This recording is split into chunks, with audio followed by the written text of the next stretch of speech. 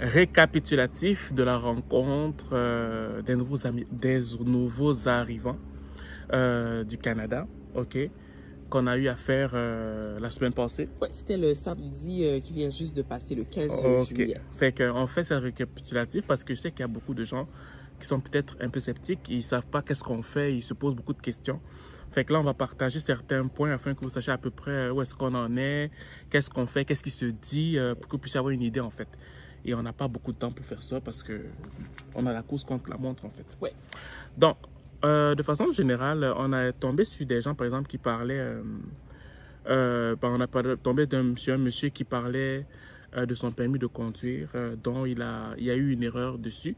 Et se posait des questions de savoir est-ce que malgré l'erreur qui a été faite sur son permis de conduire, il peut quand même conduire avec ça. Son permis de conduire du pays. Du pays, en fait, pas son permis de conduire du Québec, mais son permis de conduire du pays. Et quand il est parti convertir pour qu'il soit québécois, il y a eu une erreur, ok? Pas de sa part, mais de la part des institutions, en fait. Donc, est-ce qu'il pourrait conduire quand même?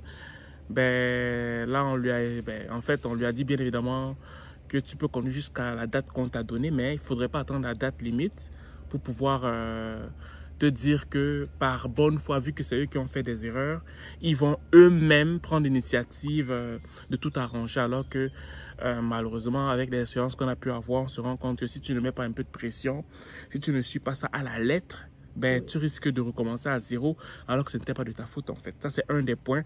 Et là, c'était plusieurs personnes qui donnaient leur avis. Et il faut imaginer comment l'ambiance était. C'était animé. Voilà, c'est ça. Il y avait les questions dans le chat et tout. Et puis, certaines personnes aussi qui voulaient intervenir par rapport à leurs propres expériences pour pouvoir aider la personne qui avait en fait posé la question. Exactement. Oui. Donc, on parle d'un autre point. Oui, une autre question qui avait été posée que je pense qu'on a tous trouvé intéressant, que moi personnellement j'ai trouvé très intéressante, et que certains ils se disent que c'est pas un sujet important ou que c'est pas un sujet sérieux, mais en fait ça l'est. La question c'était concernant les relations amoureuses ici au Canada, comment les appréhender, en ce sens qu'au niveau de la drague, ok, c'est vraiment ça qui est écrit, hein, c'est pas moi qui dis. Au niveau de la drague, comment faire ici, parce que la façon dont on fait ça chez nous, comparé à comment ça se passe ici, c'est vraiment différent. Et puis, comment faire pour que ça ne passe pas pour du harcèlement? Exactement. En fait. Et c'est une très, très bonne question parce que ici, effectivement, ça peut aller très vite que toi, tu essaies de courtiser quelqu'un, surtout si tu es un homme, tu essaies de courtiser quelqu'un et tout. Et maintenant, ça vire pour la personne, dans sa perception, ça devient que tu la harcèles. Ouais, peut-être vous êtes des collègues au travail, que tu insistes, ça peut être comme du harcèlement. Oui, et puis elle peut même sembler réceptive. Exactement. Mais après tu entends que tu as une plainte, que tu harcèles quelqu'un, puis ça devient autre chose en fait. Donc, comment faire pour éviter ça? Donc, en tout cas, on va pas dire ici comment ça a tourné. Mais la conversation fut très chaud. La conversation fut très intéressante.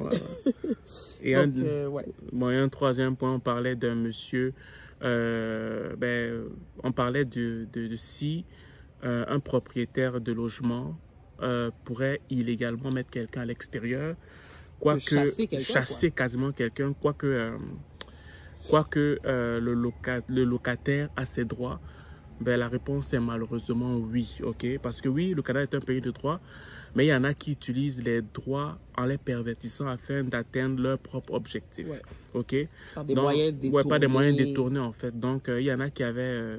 on a pris l'exemple sur un article qui était sorti du Journal de Montréal, d'un monsieur qui avait à peu près 64 ans, qui malheureusement était dans cette situation-là et le locateur, à savoir ici le propriétaire des logements, a eu finalement gain de cause, malgré le fait qu'il a trouvé des astuces perverties pour mettre cette personne à l'extérieur. Et ensemble, on a discuté de ça, chacun a donné sa version des faits et on a tiré une conclusion en fait. Oui, et certains ont partagé leurs propres expériences. Oui, parce qu'il y en a qui vivaient même, on en parlait, mais il y en avait plusieurs qui vivaient ça en ligne. Là, Exactement, il y a justement des personnes qui ont partagé des cas similaires en fait, des conflits qu'ils vivent avec leurs propriétaires et tout ça.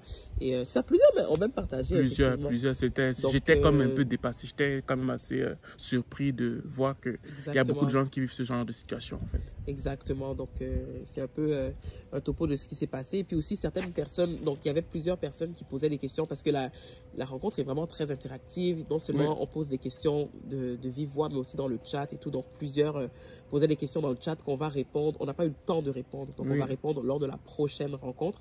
C'est avec ces questions-là qu'on va commencer. Parce qu'il y a plusieurs sujets, autres sujets pour la semaine prochaine qui est le samedi 29. Exactement. Donc, si quelqu'un, bon, par exemple, un des points pour vous donner un avant-goût, là, on va parler d'un des sujets parce qu'il y en a plusieurs. Vous avez peut-être approuvé un contrat sans le savoir. Parce qu'il y a un article qui est sorti dessus et j'aimerais vraiment qu'on en discute pour savoir, afin qu'on soit comme avant-gardiste quand on nous approche, pour nous faire savoir que non, si tu signes telle affaire ou telle autre affaire, ben non, ça ne va pas t'engager en quelque chose alors que tu as pris de grands engagements sans que tu ne t'en rendes compte parce que tu viens juste d'arriver en fait. Donc, en gros, c'est un peu ça qui se passe durant les rencontres Freedom Africa. Est-ce qu'on lit les autres questions aussi qui vont pour la prochaine rencontre? Bah oui, on peut lire vite fait là. Okay. Puis... Donc, il y a une question concernant comment choisir le lieu de résidence au Canada. Quels sont les critères à prendre en considération? Aussi, est-ce que c'est normal qu'un propriétaire demande 2 mois de loyer à l'avance? Comment se fait le calcul des impôts pour quelqu'un qui arrive au Canada en milieu d'année? Donc ça, c'est des exemples de questions qui ont été posées auxquelles on n'a pas eu le temps de répondre. Et plein d'autres. Et là, on parle des questions, nous, on ne parle pas des sujets parce que nous, à chaque fois, on amène aux 2-3 sujets qui vont faire réfléchir tout le monde et que chacun donne son avis. Donc là, on parle juste des plusieurs questions qui sont là. On ne compte même pas ce que nous, on dit, ok? Puis là, on a juste comme quoi 1h30 pour répondre, fait que c'est un peu ça. Donc, si toi, tu viens juste d'arriver au Canada, ok? Genre, ou bien que tu es là depuis longtemps et que tu vas entendre parce qu'on apprend toujours, ok? Parce que nous, on se fie sur l'actualité aussi, pas seulement sur les questions qui sont posées, mais sur l'actualité. On avait dit que comme ça fait 10 ans, 15 ans que tu es là, le fait qu'il y ait une nouvelle actualité peut t'aider aussi, ok? Donc, si tu es là au Canada et que tu veux participer à cette rencontre virtuelle qui est gratuite, ok? Ou bien si tu veux partager ton expérience aux nouveaux arrivants qui sont là pour qu'ils ne puissent pas tomber sur les erreurs que nous, on a eu, ben, enregistre-toi sur le lien ci-dessus, si c'est sur Facebook, et sur YouTube, enregistre-toi sur le lien ci-dessous afin qu'on apporte comme le maximum à nos frères qui viennent d'arriver, des frères afro-caribéens, pour que nous puissions être plus tard une communauté forte, ok?